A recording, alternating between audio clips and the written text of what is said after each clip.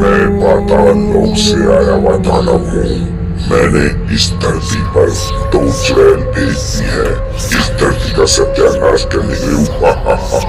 हे हनुमान, आकर मेरा मुकाबला ले मेरा वाट। ये जय श्री राम, जय श्री राम, जय जय श्री राम।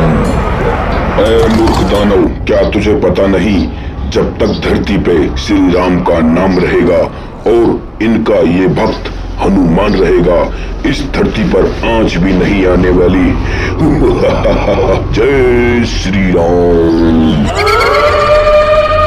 आज गांव में जाके तबाही मचानी है। आज तेरी बारी है। जा, एक ना एक आदमी को उठा कर लेगा। मैं उसका खून पीऊंगी।